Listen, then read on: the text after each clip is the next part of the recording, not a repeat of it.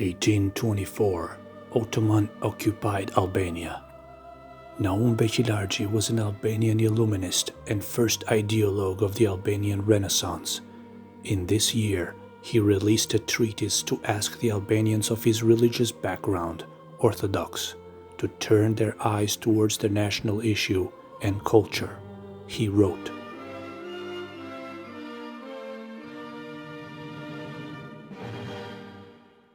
"Those nations who remain in ignorance resemble most of all to slaves. They will only emerge from their shameful misery when they begin to utilize their native language." Born near Korça, Naum Beqilargi spent his early youth in Romania, where he had moved with his family. In the year 1844, he published the first Albanian alphabet. This incredible ideologue also insisted in the language using its own letters and be cleaned of foreign elements and enriched with the old autochthonous Albanian words. Of course, these acts went very much against the policies of the High Porte and the Greek Patriarchate in Istanbul.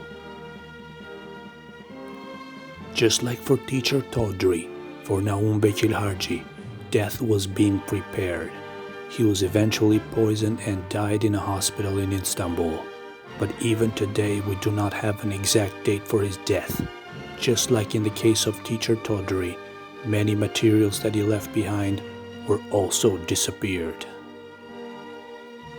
These dark forces feared the creation of an Albanian language because this language would fuel a reawakening and cohesion between the Albanians and lead to their search for independence. By striking at the intellectuals, at the teachers and patriots, they sought to halt this awakening. In the meantime, in Serbia, in the year 1844, the idea of Greater Serbia is born. At the same year in the south, Greece also finalizes the Megali idea, the plan for the creation of an imperialistic Greek state.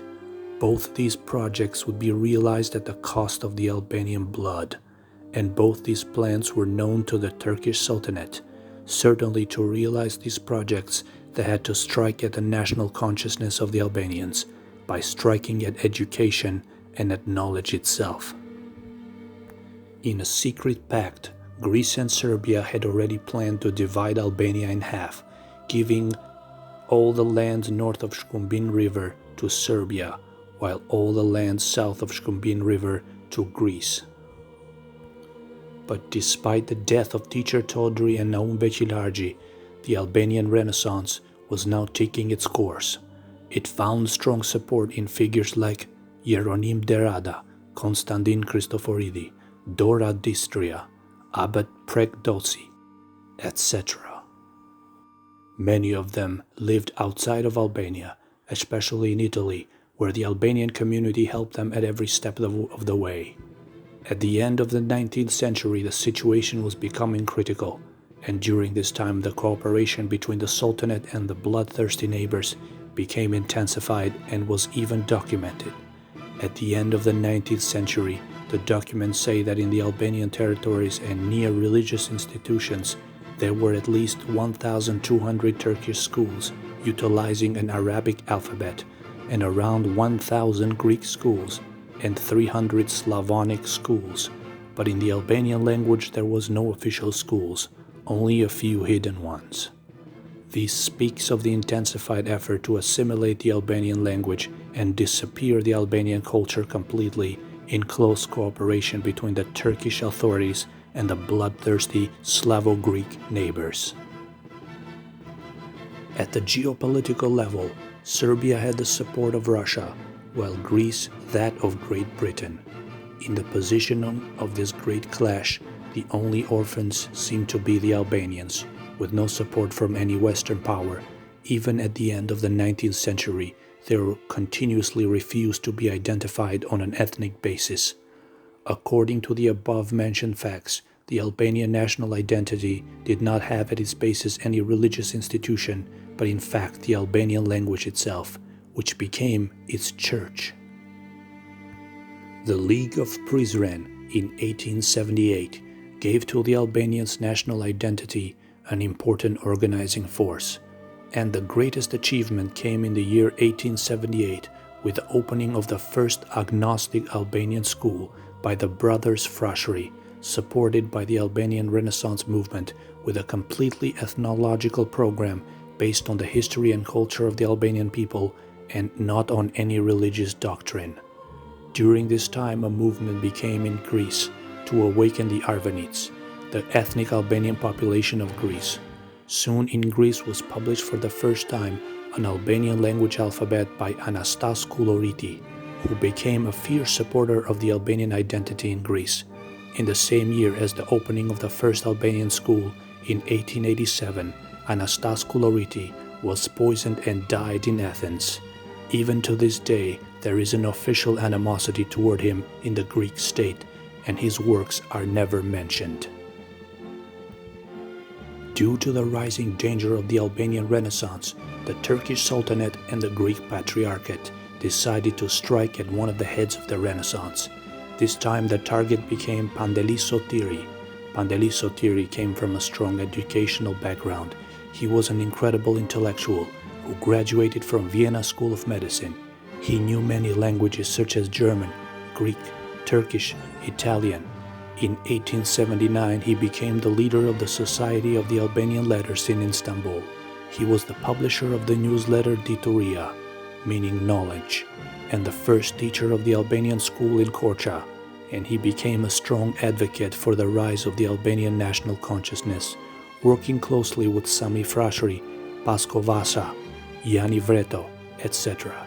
He soon earned the enmity of the dark circles of the anti-Albanian powers.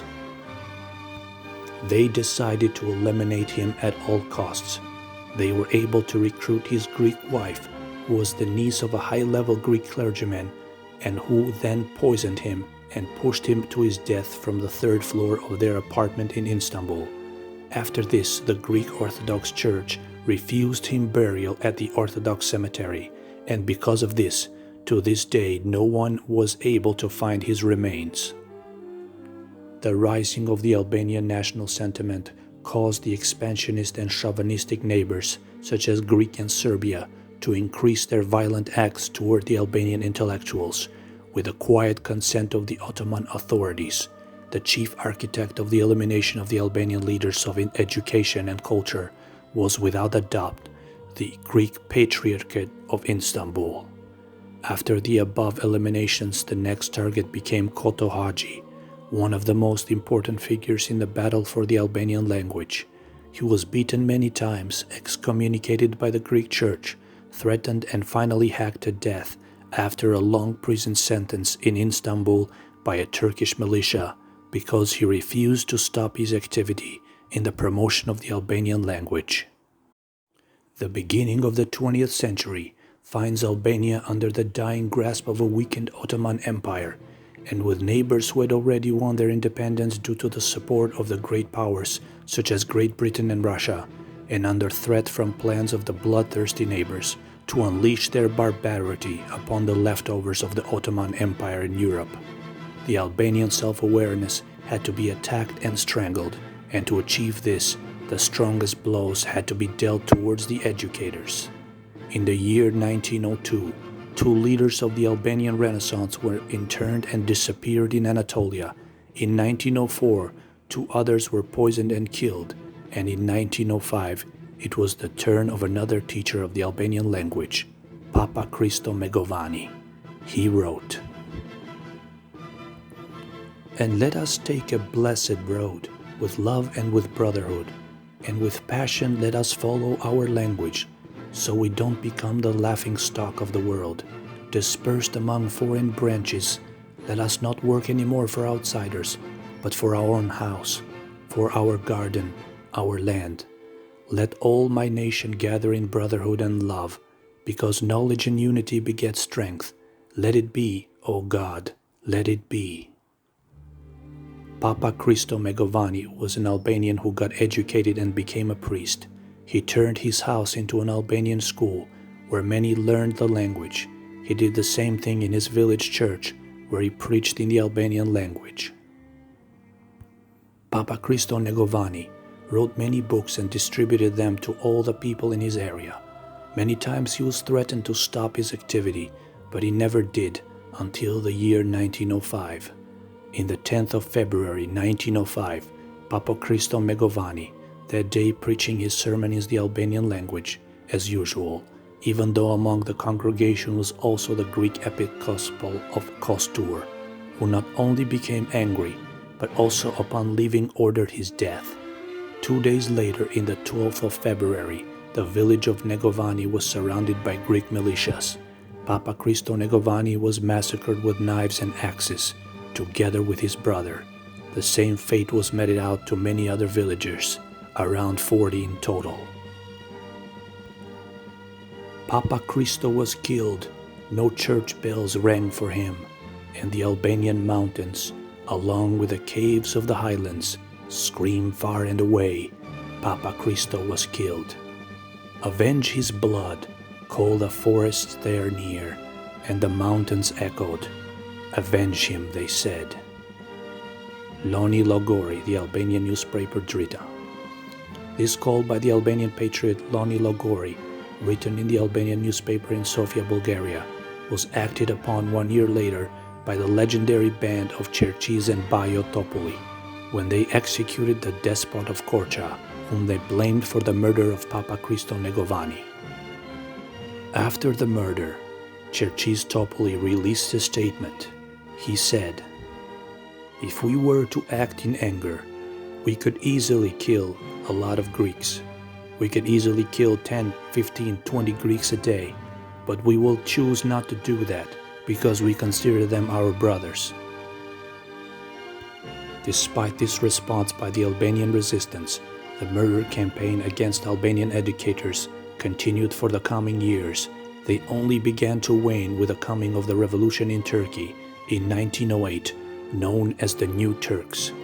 They promised autonomy and self-determination for all the people of the empire, and the Albanian people used this short respite to consolidate their movement for autonomy and independence. In 1908, in Albania was held a Congress of the Alphabet, attended by many Albanian patriots, including the legendary brothers Cherkis and Bajo Topoli. At the end of the Congress, the Albanian language and script was finalized and 2 alphabets were legalized. One of them became the alphabet of the modern Albanian language used to this day. The spirit of the Congress was captured by the words of the poet Don Andre Mieda. "Geg and Tosk, mountain and plain, they are one nation, none divide. From high to low one is Albania, and one language unites us all." During this time, many Albanian language schools and clubs were open, giving a big push to the national issue. But alas, the progress was short-lived, because the John Turks soon began to change their tune. Realizing that the Albanians were beginning to exit the empires, the young Turks began to forcefully close Albanian schools. Soon the reformers turned to repressors, and the wolf changed back his sheepskin. Albania finally achieved independence in 1912 after a brutal and barbaric Balkanic war where Greece and Serbia chauvinistic armies attacked the Albanian territories on all sides and in close coordination under the pretense of driving out the Ottomans, and when the smoke cleared, almost half of the Albanian territories were consumed by Greece and Serbia, where they still remain today. Only Kosovo had the good fortune to be rid of its Serbian invaders in 2008 after a brutal and barbaric campaign by the Serb army of Milosevic to completely annihilate the Albanian people. Although his strategy was the same strategy Serbia had always used to deal with the Albanians, somebody forgot to tell Milosevic that this was the 20th century and not the savage 7th century when barbaric hordes of animal skin-wearing Slavs descended and pillaged Illyrian lands. The massacre of entire villages in 1999 with medieval brutality shocked the European continent and angered the civilized world to such a degree that even Russia finally signed off the bombing of Serbia. Finally, after hundreds of years of massacres, Kosovo declared its independence and was recognized by the majority of the European Union as well as the United States of America. As for Greece and Serbia, they wait and bide their time. The years have not changed the wolves, even though they have changed their stripes. Their intentions remain the same as always.